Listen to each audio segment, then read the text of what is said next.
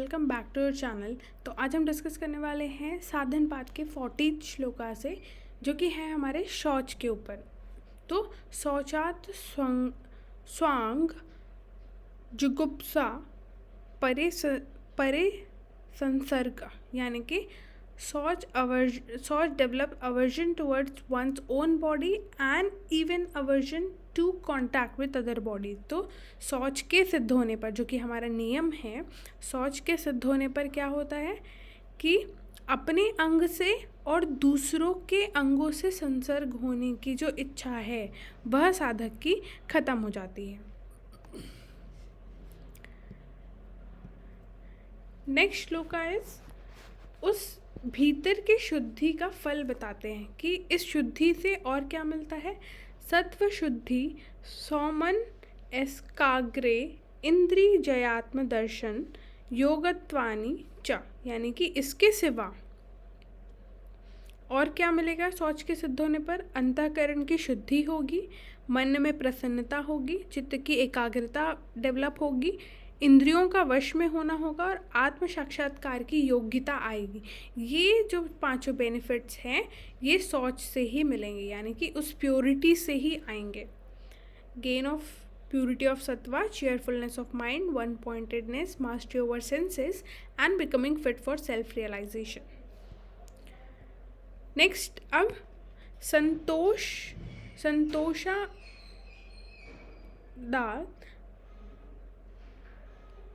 अनुत्तम सुख लाभ, यानी कि संतोष से क्या होगा। संतोषात अनुत्तम सुख लाभ, यानी कि संतोष से उससे उत्तम दूसरा कोई सुख नहीं है, ऐसा सर्वोत्तम सुख का लाभ होगा। परम सुख की जो प्राप्ति है वह इस संतोष से होगी। नेक्स्ट अब बताते हैं कि काय इंद्रिय सिद्धिर शुद्ध शया तपस, तप से क्या सिद्धि होगी।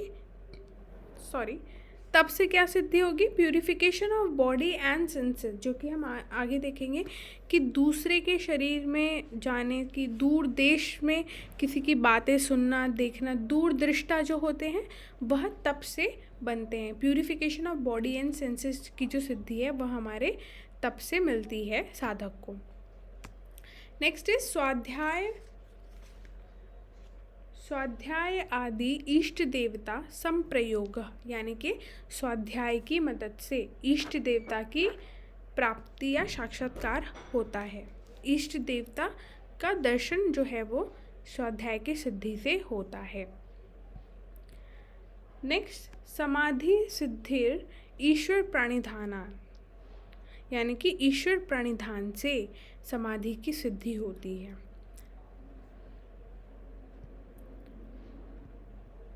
नेक्स्ट स्थिरम सुखम आसनम, जो कि हमारा आसन हो गया। यम बता दिया, यम की सिद्धियाँ बता दी गई हैं, नियम बता दिया गया, नियम की सिद्धियाँ बता दी गई हैं। अब आया हमारा आसन, यम नियम आसन। तो स्थिरम सुखम आसनम, posture is that which is firm and pleasant. तो ऐसे तो हठ योगा में और भी योगा टेक्स्ट में बहुत अलग अलग तरीके की डेफिनेशंस बताई गई है आसन में, बट पतंजलि दी ने सिर्फ एक लाइन की डेफिनेशन बताई है आसन की। वह क्या है। निश्चल मतलब बिना मूवमेंट के सुखपूर्वक जिस आसन में बिना किसी पीड़ा के बहुत समय तक बैठा जा सके वह क्या है, वह आसन है। और प्रयत्न शैथिल्यान अनंत समापत्तिभ्याम, यानी कि उस उक्त आसन की प्रयत्न की शिथिलता से और अनंत यानी कि परमात्मा में मन लगाने से वह आसन क्या होता है, वह आसन सिद्ध होता है। By slight effort and meditating on the supreme posture become firm and pleasant. और ये आसन कैसे सिद्ध होगा, जब हम थोड़ा सा एफर्ट लगाएंगे, प्रयत्न करेंगे, प्रयत्न की शिथिलता और उस परमात्मा में मन लगाने से यह आसन जो है वह सिद्ध होता है, ऐसा बताया गया है। अब इस आसन की सिद्धि से क्या होगा।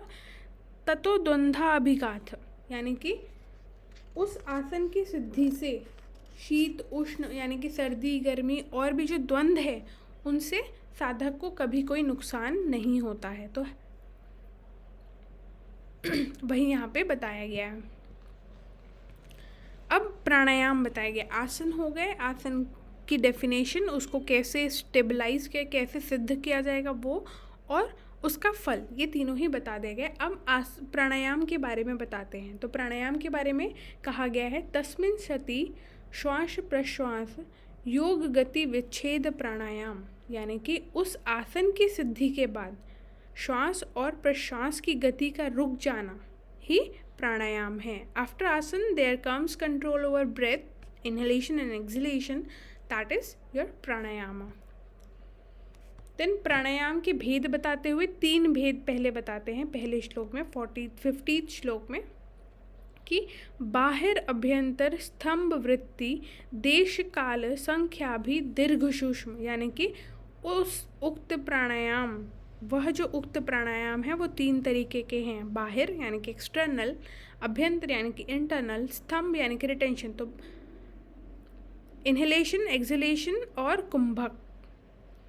और इनको क्या किया गया है, इनको रेगुलेट किया जा सकता है देश, काल और संख्या द्वारा, प्लेस, टाइम एंड नंबर। तो ये शॉर्ट और लॉन्ग दोनों ही हो सकते हैं। फिर उसके बाद बताया गया है चौथी तरीके का प्राणायाम। तो 4 भेद यहाँ पे बताए गए। पहला भेद क्या था, बाहिर अभ्यंतर स्तंभ वृत्ति। अब चौथा बताया गया है बाहिर अभ्यंतर विषयाशेपी चतुर्थ, यानी कि 4th one is that which transcends the objective external and internal breath regulation, or 1 which is restraining the prana by directing it either to the external or to the internal object. मतलब बाहर और भीतर के विषयों का त्याग कर देने से अपने आप होने वाला यह चौथा प्राणायाम है। और इस प्राणायाम से क्या सिद्ध होता है, क्या फल मिलता है, तो तत्क्षीयते प्रकाश आवरणम, यानी कि उस प्रकाश का, उस आत्मा का, उस ब्रह्म का जो आवरण है, जो अज्ञान से ढका हुआ लेयर है, वह क्या हो जाता है, वह क्षीण हो जाता है प्राणायाम की सिद्धि से या प्रैक्टिस से। इसके अलावा यह प्राणायाम का दूसरा फल बताते हुए पतंजलि जी कहते हैं, धारणासु च योग्यता मनसा, मतलब यह प्राणायाम धारणा के लिए मन को योग्य बनाता है। और उसके बाद बताया गया है स्विषया संप्रयोगे चित्त स्वरूप अनुकार इंद्रियवाणायाम प्रत्याहार। तो प्रत्याहार के बारे में बताते हुए कहते हैं, अपने विषयों के संबंध से रहित होने पर ये जो इंद्रियां हैं अपने विषयों के संबंध से जब छोड़ देती है और चित्त के स्वरूप में तदाकार हो जाती है, चित्त के स्वरूप की जैसे निर्मल हो जाती है, तब वह प्रत्याहार कहलाता है। Senses giving up all their respective objects and taking the form of चित्ता और माइंड। और इसके अलावा BKS अयंगर जी ने बताया था, प्रति अंग और हर, to draw towards the opposite. तो अगर इंद्रिय अपने कर्म में लिप्त है तो उसके जस्ट अपोजिट में लेकर जाना, उसको उसके ऑब्जेक्ट से हटाना इस प्रत्याहार। और लास्ट यहाँ पे बताया गया है कि इस प्रत्याहार का फल क्या है, तत्परमा वशेतेन्द्रियाणाम, यानी कि उस प्रत्याहार से इंद्रियों में परम वशता आ जाती है, मतलब इंद्रियां बहुत कंट्रोल्ड होती हैं उस साधक की। From that pratyahara accomplishment results in absolute control over the sense organs. So यहाँ पे हमारा 2nd चैप्टर यानी कि हमारा साधन पाद भी समाप्त होता है। Hope you like this video.